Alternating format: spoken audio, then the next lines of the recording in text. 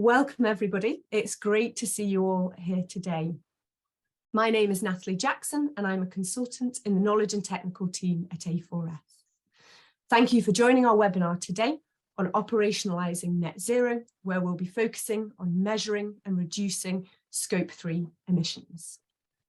Please note that we're recording the webinar for others and it will be made available on the A4S YouTube channel afterwards. There are 3 learning objectives for this webinar. So after completing today's course, you will appreciate the importance of measuring and reducing Scope 3 emissions, understand the role that the finance team can play, and be able to translate the experience of others into practical action. I'll provide a brief introduction and we'll run a few poll questions, which you will need to complete in order to get CPE points. We're going to hear from Graham from Edinburgh Airport and Bettina from DHL Express, and this will be followed by a time of questions. Throughout the webinar, please use the Q&A function to post any questions that you may have, and we'll do our best to answer these. The webinar will last about an hour. So the focus of this webinar is Scope 3 emissions, being all the indirect emissions that occur in the value chain, including both upstream and downstream emissions. This excludes the direct emissions from a company and emissions from purchased or acquired electricity, steam, heating or cooling, as these are covered in Scope 1 and 2. Measuring and reducing Scope 3 emissions can be a daunting prospect, as an organisation has much less control and visibility on these emissions than it does for Scope 1 and 2. Although it can be difficult, it's really important for many organisations. Scope 3 emissions accounts for the majority of their overall carbon footprint. And by measuring Scope 3 emissions, an organisation can understand their full impact, where emissions hotspots are, and focus their time and effort on the highest areas of impact. This is also likely to align with carbon-related financial risks and opportunities that have been identified in the value chain. Disclosing Scope 3 emissions is also likely to be a reporting requirement in the coming years. There's recently been a lot of traction in sustainability reporting. For example, there's the International Sustainability Standards Board, or the ISSB, which is part of the IFRS Foundation. The ISSB was launched in November 2021 with the aim of establishing a global baseline in sustainability-related reporting. There's also the US Securities and Exchange Commission, the federal agency responsible for regulating securities markets in the US, and the EU's European Sustainability Reporting Standards, which has the Corporate Sustainability Reporting Directive, or CSRD. So a lot of acronyms, as you'll appreciate. All of these have drafted recommendations requiring some disclosure of Scope 3 emissions. The exact requirements will become apparent in the coming months. If you want to find out more about sustainability reporting requirements, the last Sustainability in Action webinar was on this topic. So part of the demand for increased disclosure requirements has also come from the investor community. Investors need companies to report their emissions in a consistent, transparent and comparable way so that the financial institutions can report the emissions within their value chain, the majority of which is often their financed emissions. A recent PwC survey of 325 investors representing $14 trillion in assets under management found that more than 1/3 of them identified reducing Scope 3 emissions as a priority. But obviously, measuring is only the first piece of the jigsaw. The key is using this information to engage with your value chain and reduce Scope 3 emissions to achieve net zero targets. Understanding and analysing your Scope 3 emissions can help shape your approach to focus your emissions reduction strategy, identify energy efficiency opportunities in the value chain, prioritise members of the value chain to engage with, and set interim and long-term net zero targets. CFOs and finance teams have a critical role to play in this, utilising their specific skills in sourcing, analysing and providing the information needed to drive decisions, develop and set interim targets, measure, monitor and report progress over time and incentivise actions. Today, we're going to hear from Graham Gibson from Edinburgh Airport and Bettina Pashka from DHL Express and their insights on how their finance teams are shaping their organisation's approach around Scope 3 emissions. But before we hand over to our guests, we're just going to run a quick poll to find out a bit more about you and understand your own experiences of Scope 3 emissions. So you'll see the questions appearing on the screen here. So first one, which department are you from? Finance, sustainability, strategy, risk, or other? The next one, what is your organisation's current data coverage of Scope 3 emissions, ranging from less than 20% up to more than 80%? What would you say your biggest challenges in reducing your Scope 3 emissions? Got primarily focused on Scope 1 and 2, poor data quality and coverage, unclear on which organisations fall within my Scope 3 emissions, uncertain where to start, have a complicated value chain, or organisations we've tried to engage with are unresponsive. And then finally, which main areas of influence do you currently use or do you intend to use to reduce your Scope 3 emissions? There's 4 choices there: direct financial levers, influence, information and knowledge sharing, or collaboration. So I'll just give you all a few minutes just to answer those poll questions. Any questions or problems, just post them in the chat function and we'll help you. Okay, we can see those results coming in. So which department are you on? You see we're very finance heavy, which we'd expect at A4S with being focused on the finance team. So in terms of data coverage, we've got quite a mix there actually. Some quite early on with less than 20%, but then others with more than 80%. And then saying about the biggest challenge to reducing Scope 3 emissions, seems like poor data quality and coverage is the highest there.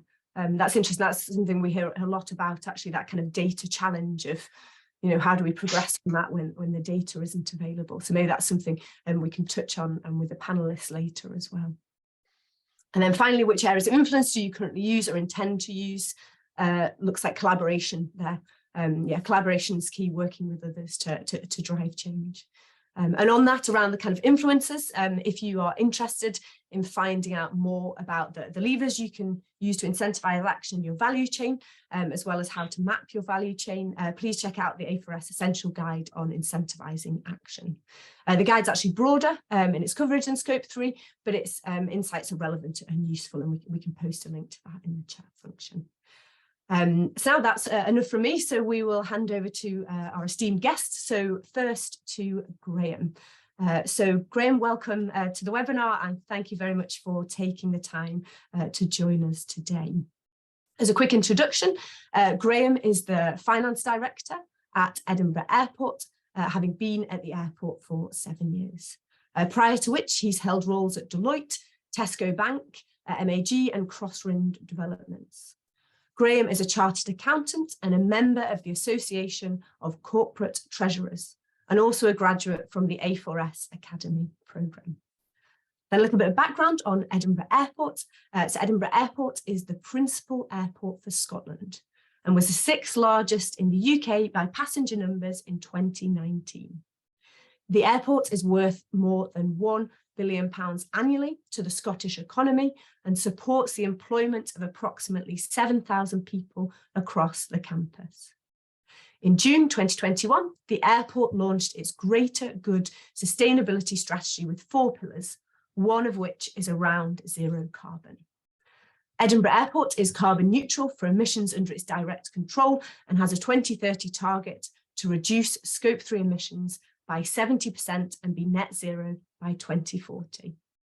Edinburgh Airport was also highly commended in the Embedding an Integrated Approach private sector category in the Finance for the Future Awards. So Graham, to kick off with some questions. So how has the finance team translated net zero ambition at Edinburgh Airport into a clear strategy? Good. Thanks, Natalie, and good morning, everyone. I'm delighted to be here. Hopefully you find today of some interest.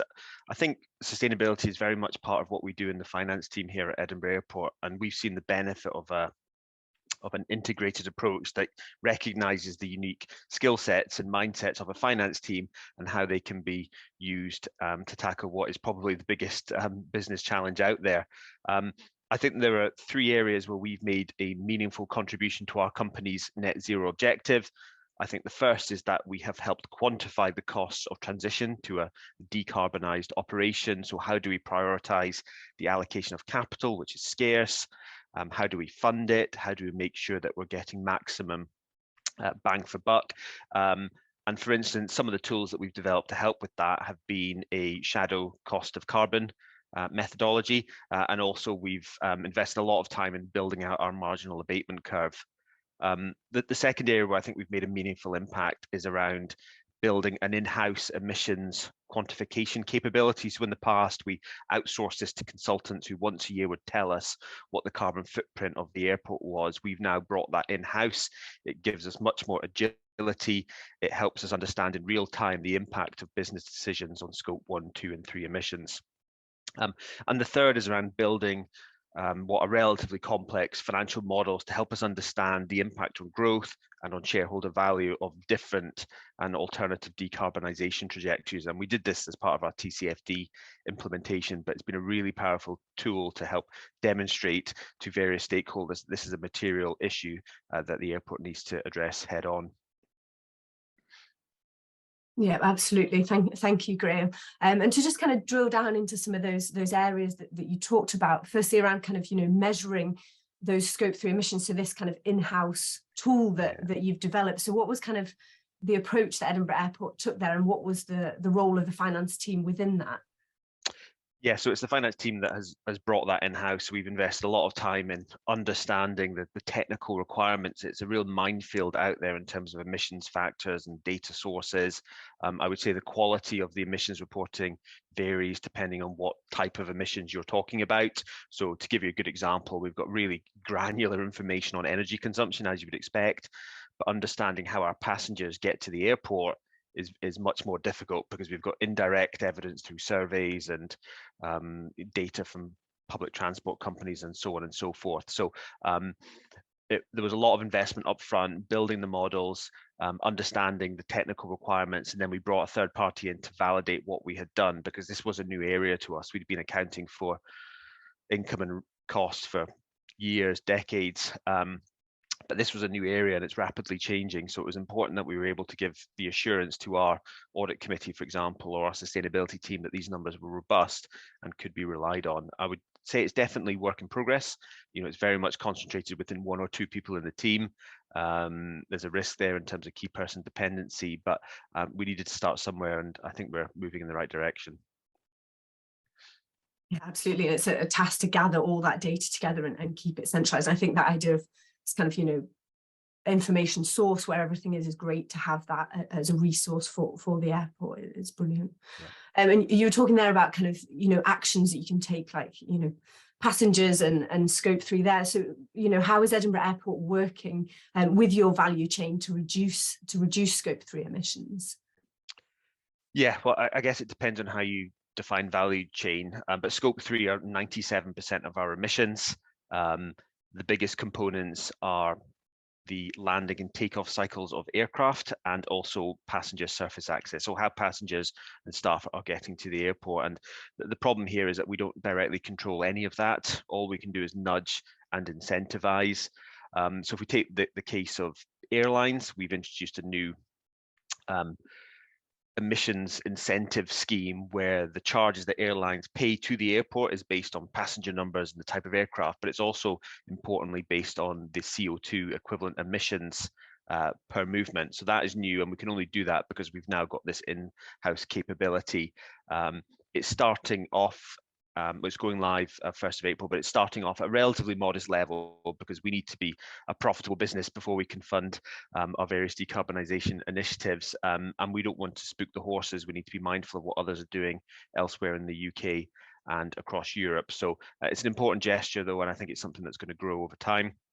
I think in terms of the supply chain, I think this is definitely something that we need to work on. We do have what we call our supplier sustainability pledge, where we require our suppliers to sign up to a certain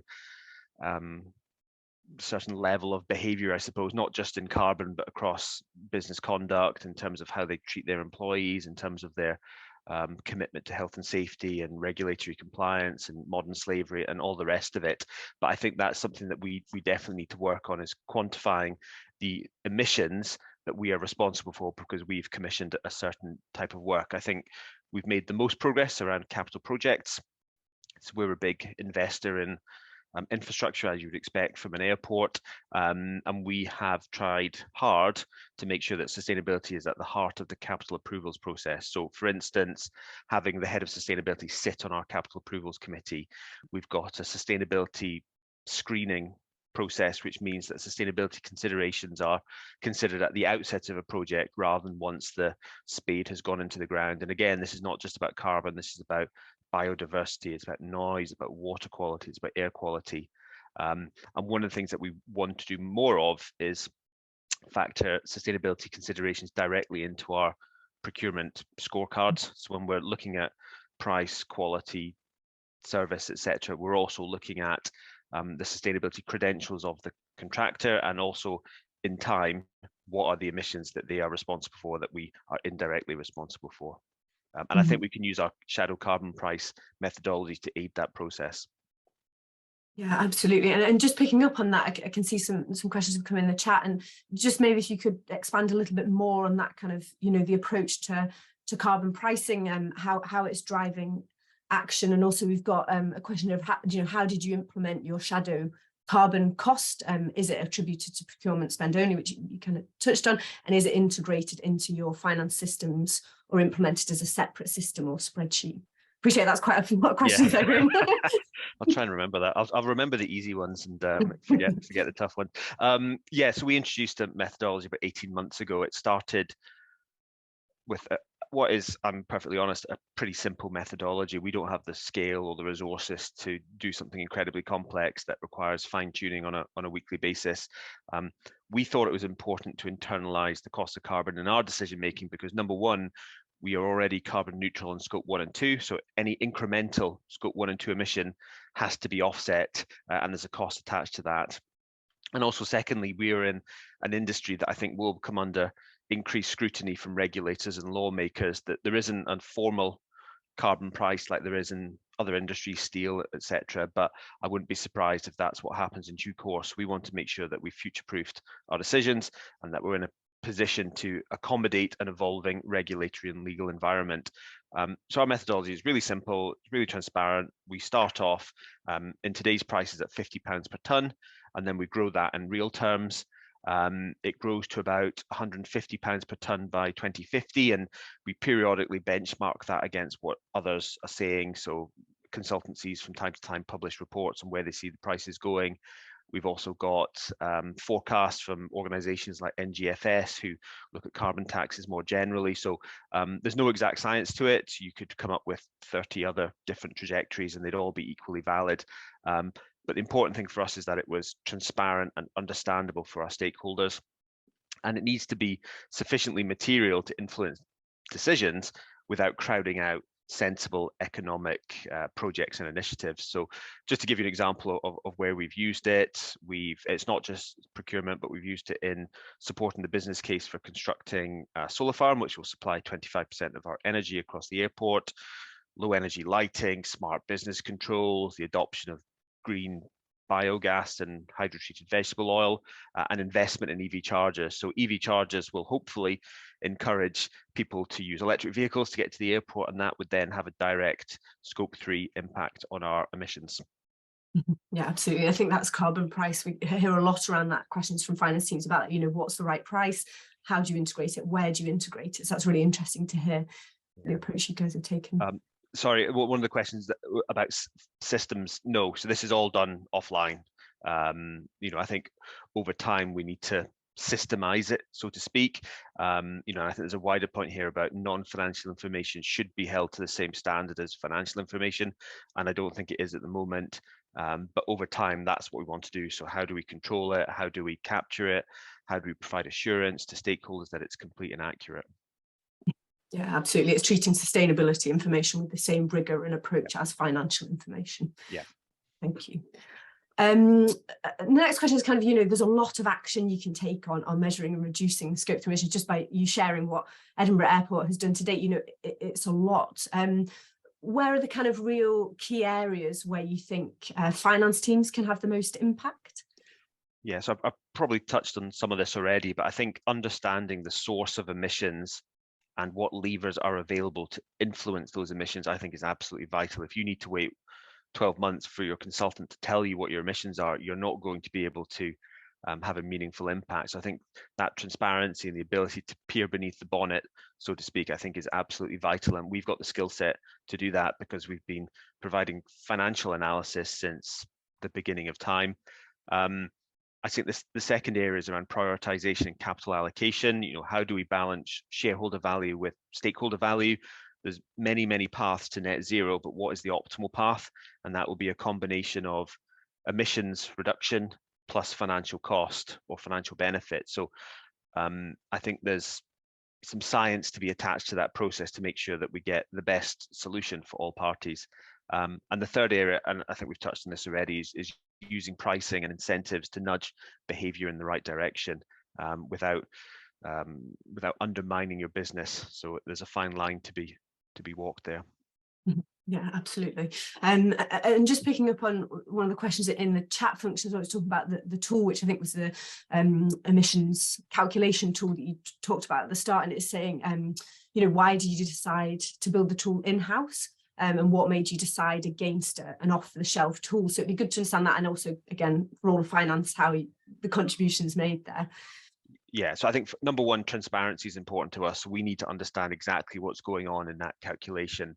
I think more importantly, though, is the bespoke nature of our requirements. So there's very specific sources of emissions within an airport. For example, the de-icer that we use to keep the operation running in winter.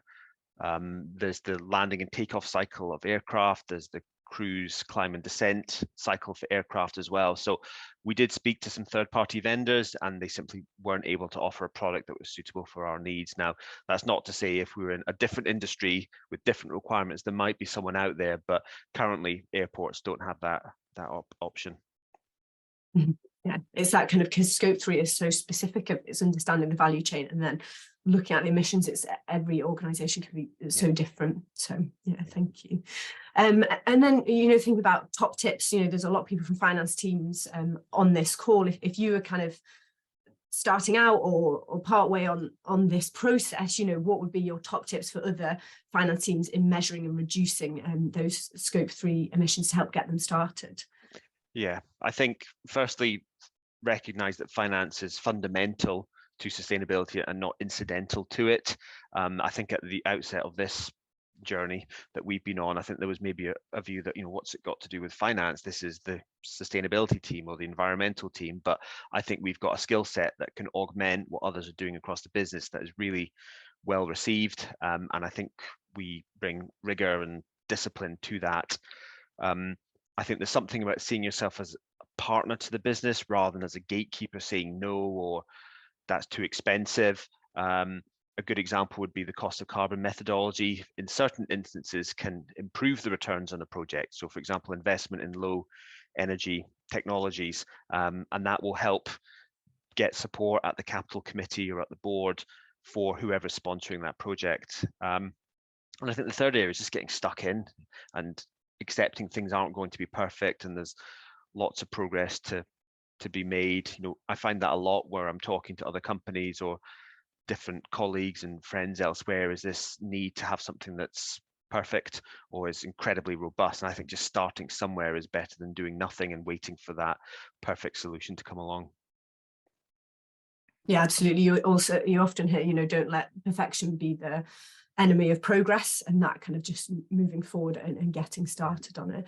I can see there's some questions come up. A couple of them I might pick up in the general Q&A so we can hear Bettina's perspectives as well. But I guess one that's just come in around specifically airports, which is for Scope 3 emissions, the source that beyond airports control, what are you doing to reduce the emissions, and are these difficult conversations with airlines and suppliers?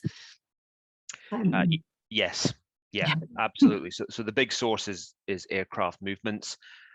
As I said, we introduced our new pricing methodology. It did attract some negative comment. We have to go through a consultation process because we're subject to some form of economic regulation.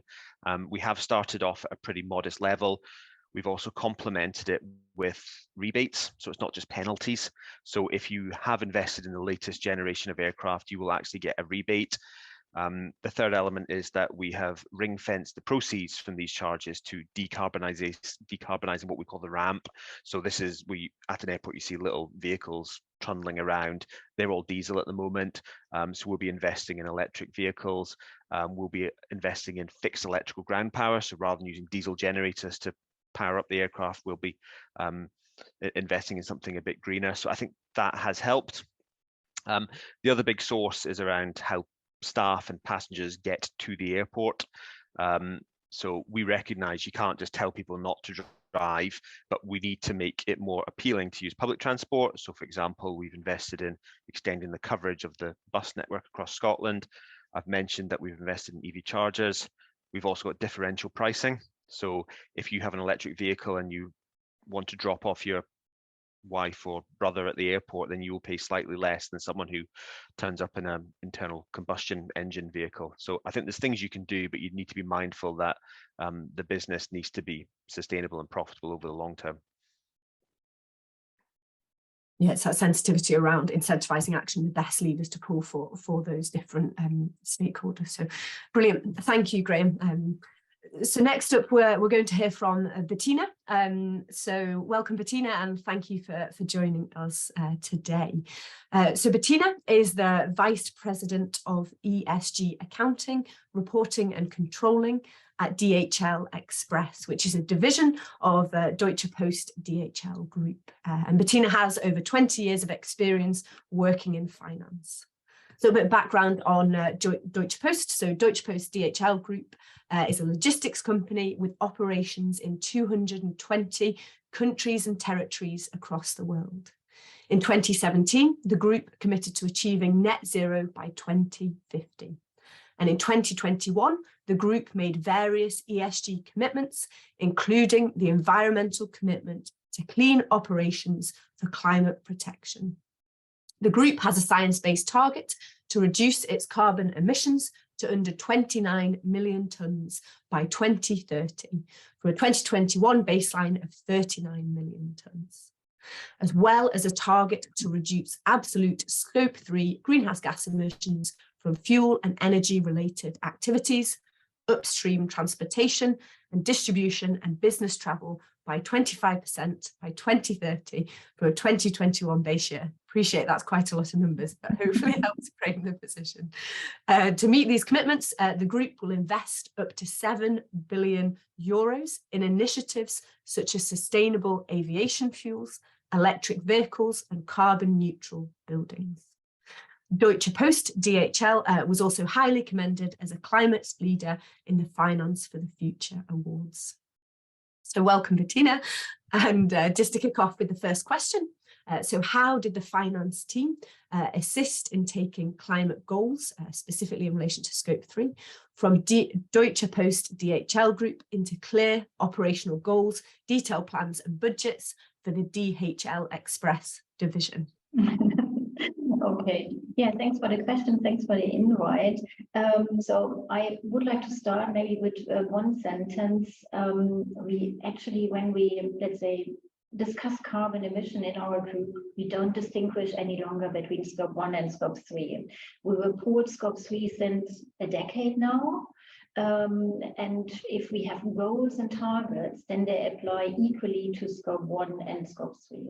Majority of our footprint comes from scope 3, and that's why it's also important that we treat them equally. We run a network, we run an aviation network, which is a mixture out of own airlines, own aircrafts, and partner airlines.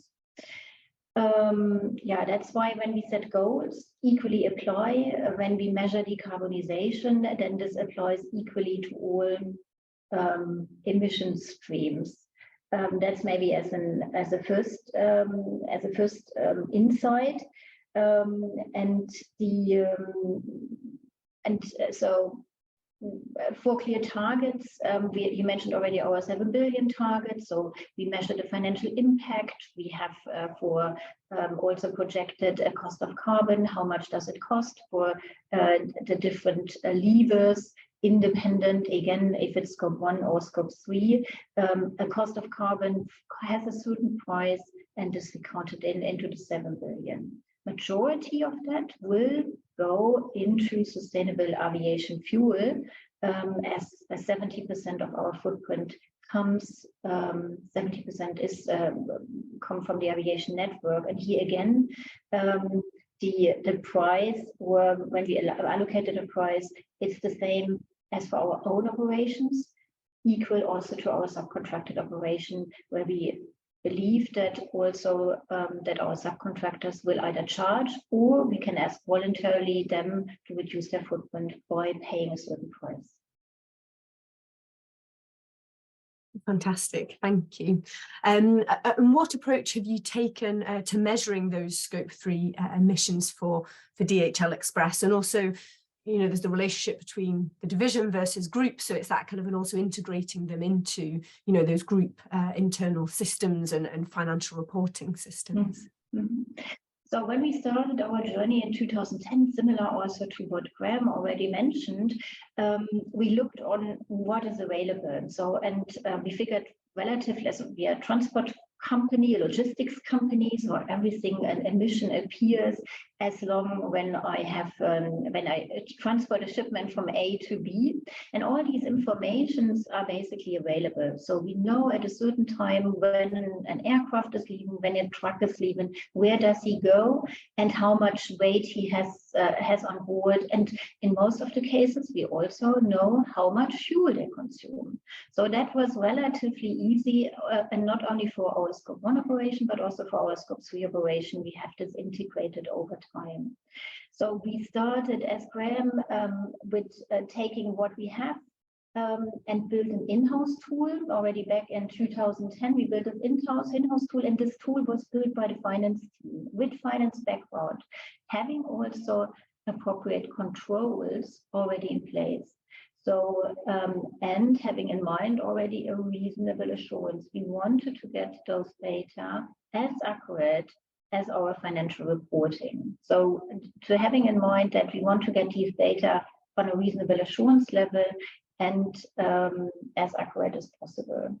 So we use basically operational data, feed them in our financial scene, then the engine is running, and then we get an emission, and they are getting uploaded like financials integrated in the same report, like our group financial reporting.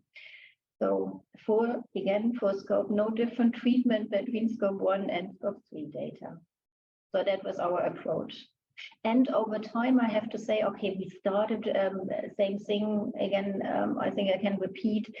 We started at a certain point. Even we were thinking it's maybe not perfect. We need to improve over time, and we improved those over time. So, for instance, we did not have fuel information in the beginning from subcontracted information, but we integrated them over the last couple of years.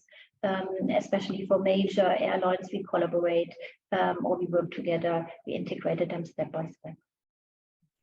Taking that approach to increase data coverage and quality over time. Yeah, fantastic.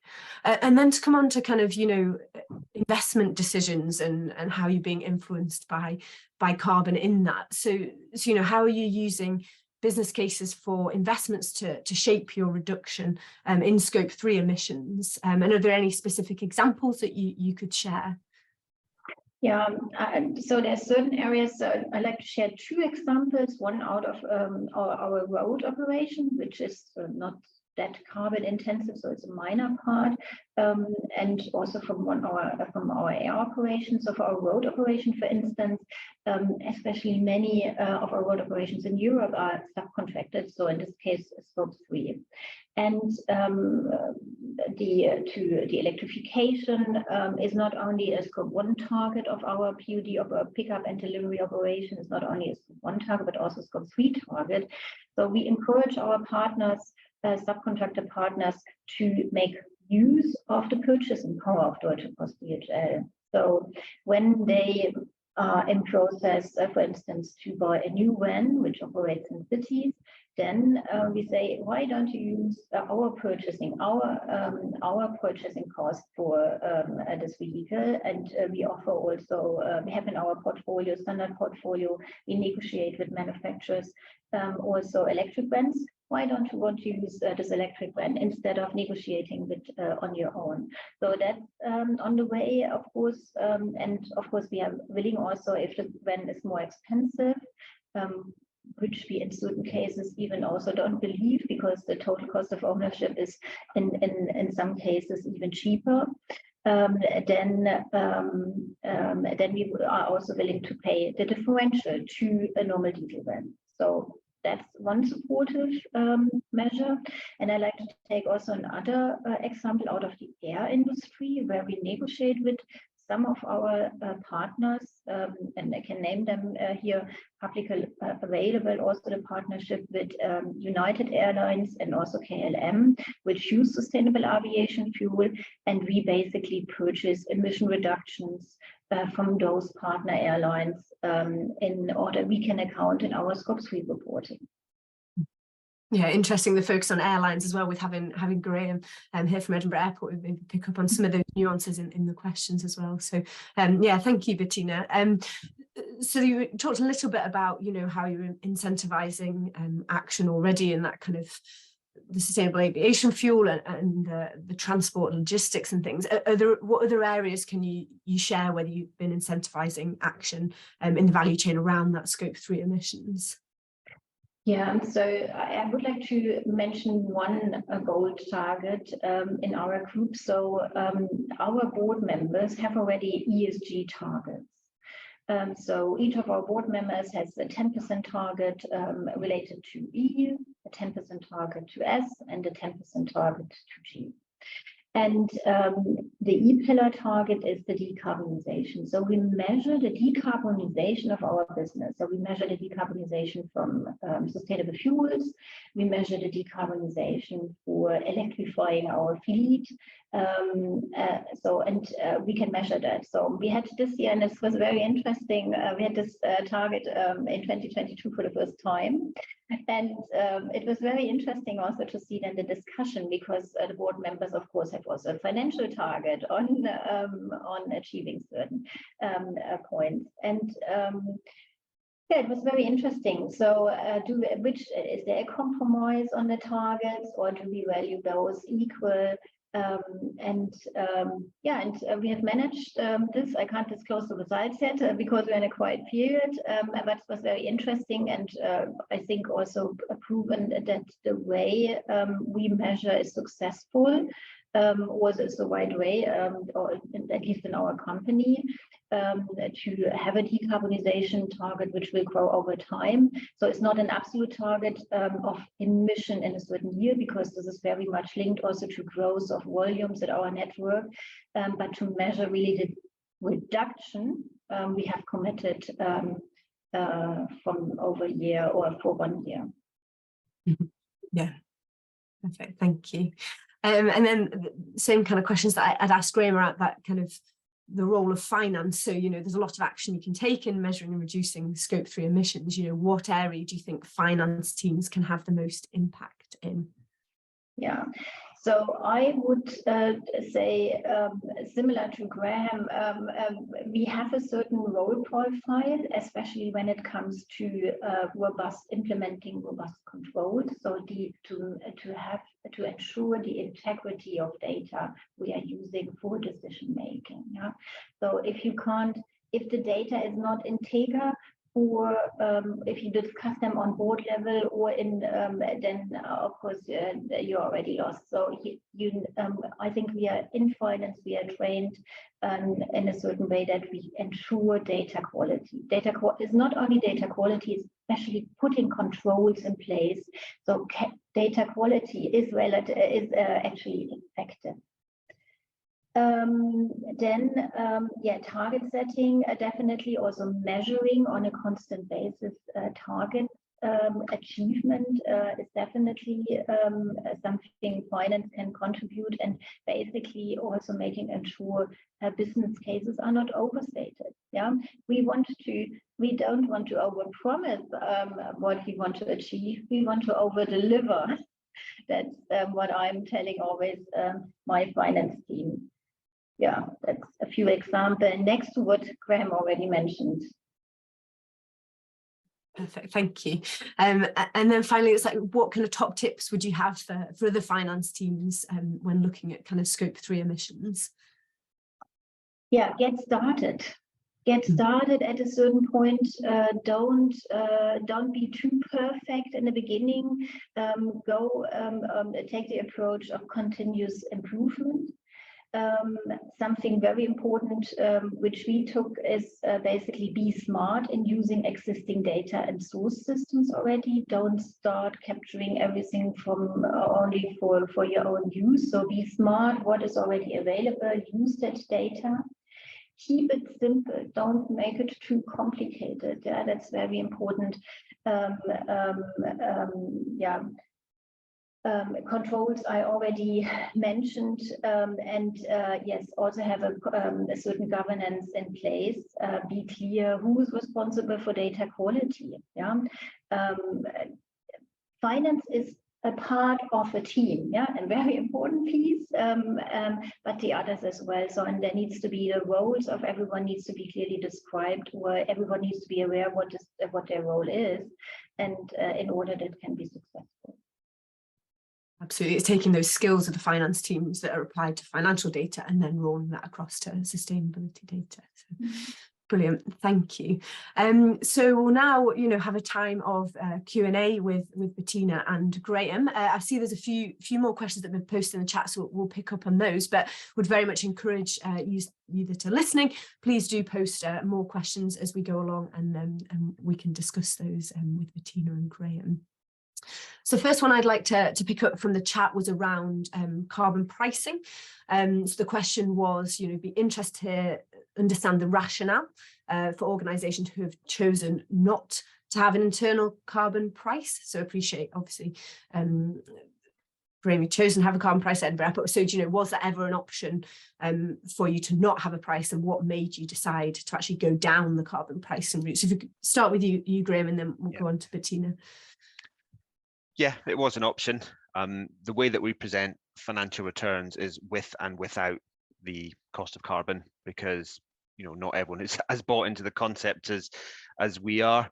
I could imagine a scenario where if you're in an industry that's not expected to be regulated or legislated against, or where you don't have a net zero commitment, then why would you bother?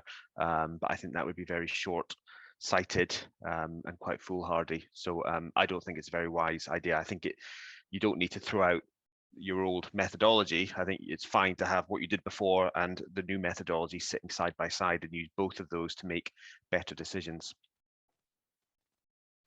Thoughts from you as well, Bettina? Yeah, we have decided against the carbon pricing at a certain point. We also looked at this topic several times, actually, but at a certain point we thought we have already an EBIT, we have an EBIT after asset charge, and we thought it might be too complicated then also have an EBIT after asset charge and carbon charge. So that's why we decided against. That was our decision, but carbon pricing is still a valid instrument. Yeah, that's interesting to get the two perspectives and approach at the different organisations. Thank you. We've got a question here as well about marginal abatement carbon cost curve. So is quite technical, so I'll probably go to Graham with it because I know you'd mentioned it, and then Bettina, if you've got anything to add, please feel free. So it's how often is it updated, and over what time is it modelled, and who uses it for decision making? Yeah, so we have an annual capital plan update process.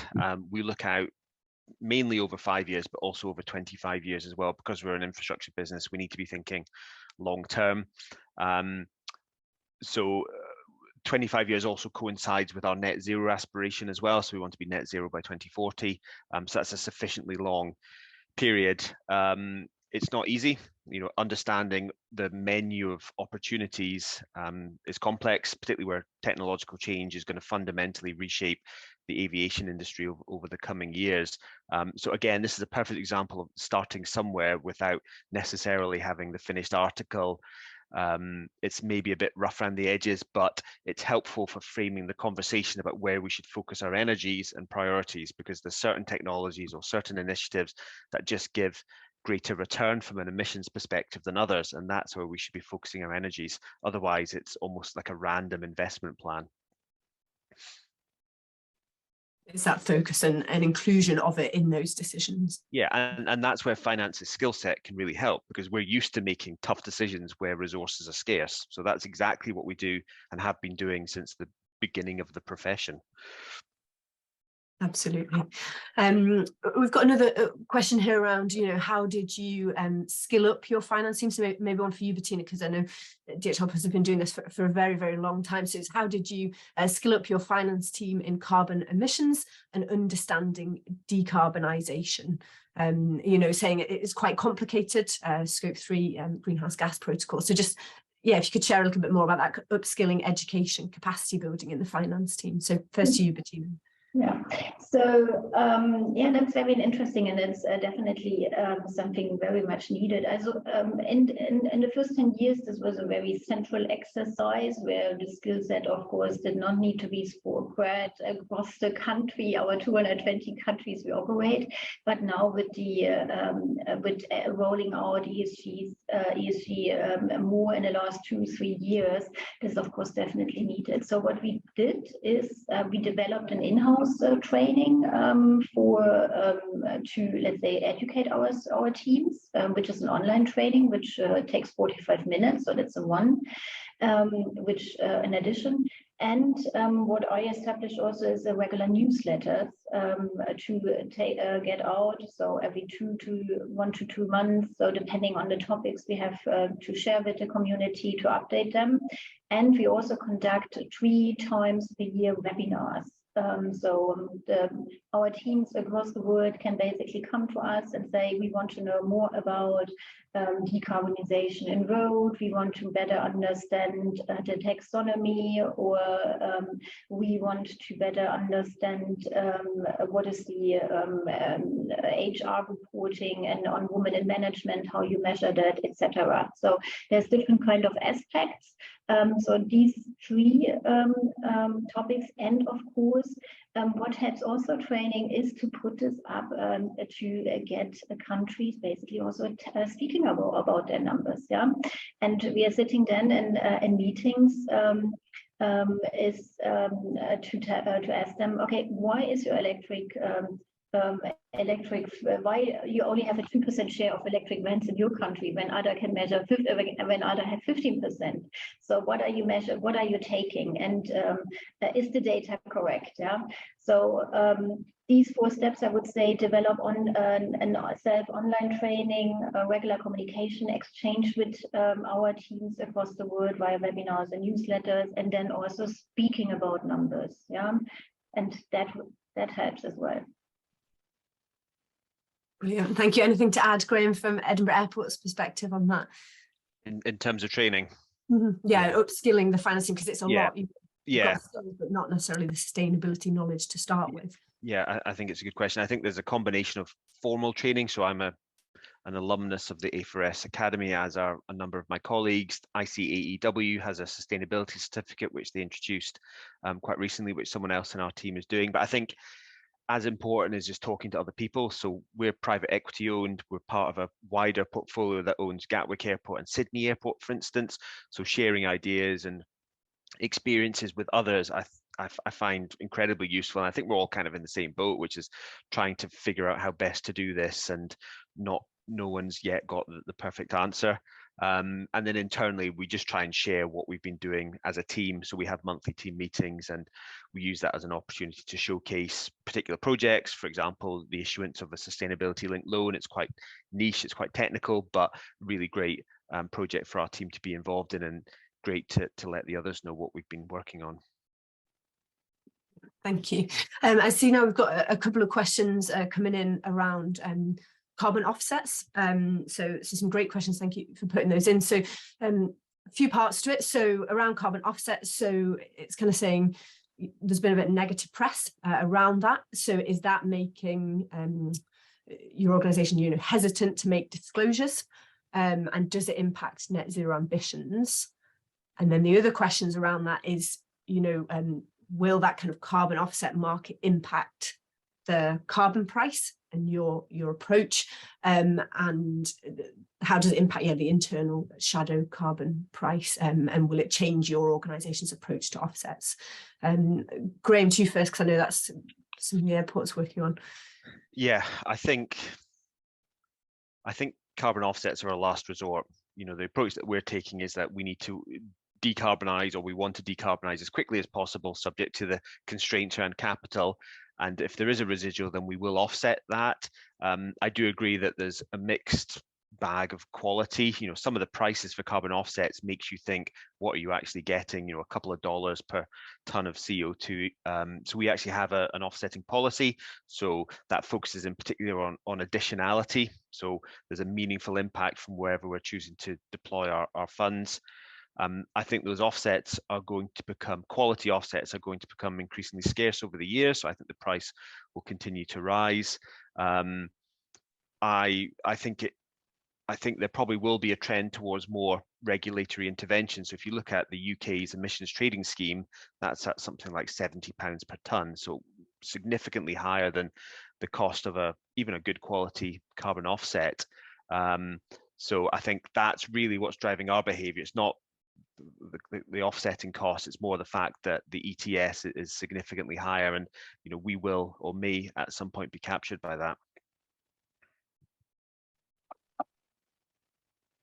Were you going to jump in there, Bettina? Sorry, or was it just? No. Okay. So yeah, so we purchasing offsets. I mean, we are observing also the negative press. Guardian, I think, was a few weeks ago, was, I think, Earth Cake in the world. We are purchasing offsets for our customers, on behalf of our customers. Focus since 2 or 3 years is really inset and carbon reduction of our company. That's what we can definitely say. And of course, EU ETS, UK ETS, COSIA, in our case, is of course a different piece. Is not about, is about regulated market and fulfilling an obligation. I think in terms of offset and insets, I think we are looking at how we look at this is how we can support our customer best to decarbonize. We believe offset is the past, insets is the future. And just, Bettina, for those on the call that might not know what insetting is, could you just share the kind of definition so everybody's clear? Yeah, so offsetting, of course, is something which comes is an emission reduction, ideally an emission reduction, if it's credible, outside of your value chain, out of your own operational value chain, so out of, in our case, logistics. And insets is coming basically as emission reduction we produce ourselves by decarbonizing our business. So a customer, we launched recently our Daunting Plus product, where a customer can basically contribute to the emission reduction in our company, and we reduce basically also his Scope 3 emissions. So fits basically perfect also to the webinar to make a little bit of advertisement if someone has a logistics footprint, Scope 3 footprint. Brilliant, thank you. And we've got some great questions coming in on the Q&A. So there's one around science-based targets, but I guess also just net zero targets. They have a much longer time frame for analysis than normal budgeting. So it's how should finance teams cope with these challenges? So go first to you, Bettina, because I know you have a number of science-based targets. Yeah, so we have projected the cost of for the science-based target with 7 billion to be to achieve that. So that was a calculation we made under certain assumptions of a cost for carbon for the different modes in our business. However, what we are doing basically in our yearly planning, we basically revisit how much cost do I need in 2023 to decarbonize aviation to achieve a certain amount of decarbonization. How much money do I need to reduce the electricity in our building, and how much capex, how much investment do I need to achieve an increase of a certain number of EVs in our business? So this is a yearly discussion. Yeah, the 7 billion is a bold statement. We believe that this will be around that number to achieve our science-based target. But it's a regular discussion, even in the forecast. We forecast now our emission and our decarbonization and our number of fleet we roll out. Anything you want to add, Graham, on that one?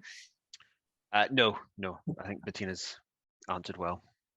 Brilliant. So I appreciate we're quite short on time. So one question from the chat, and apologies if we've not quite had time to get to them all, but is around dealing with resistance. So I think people that work in sustainability are already bought into it, but not everybody is of that mindset. So it's a question of, was there resistance from the finance team to learning and expanding into carbon accounting, and do you think creating a carbon community of practice amongst accountants and across countries could be useful?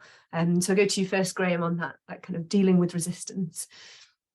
Yeah, that wasn't a problem that we encountered. I think, maybe it's a generational thing, but the younger members of our team are so fired up about this. They just sort of get it and really enthusiastic. We've had no problems with asking for volunteers or asking people to do additional work on top of their day jobs. So I don't think that's a problem. I think we all recognize this is a challenge that needs to be addressed. It's one of the more exciting areas of finance. It's probably a bit more exciting than doing month end or balance sheet reconciliation. It's very topical, and this is very interesting.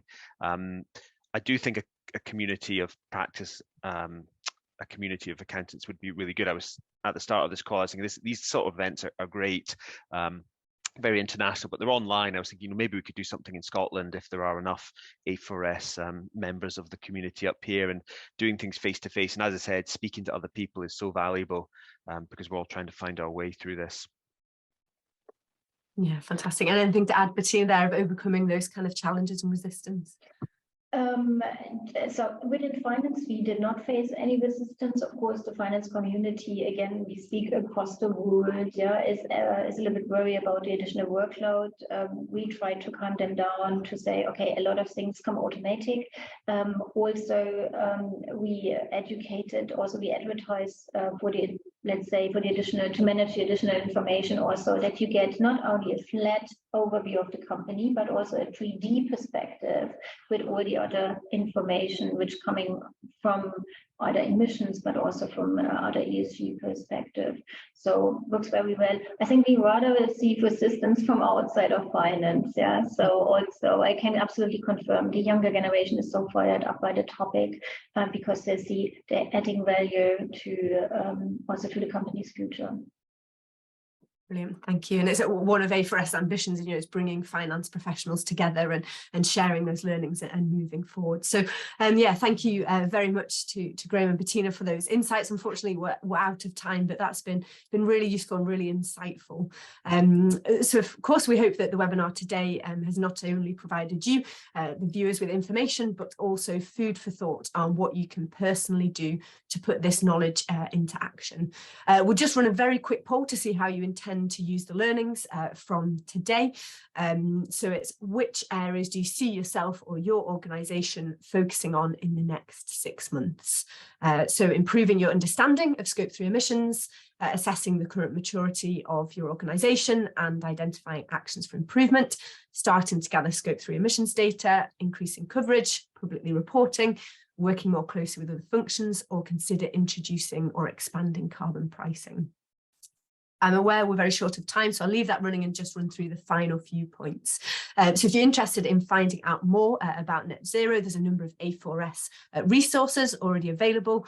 They'll be posted in the chat function and shared in the follow-up email. And if you're also interested in finding more about the A4S Academy, that will also be shared.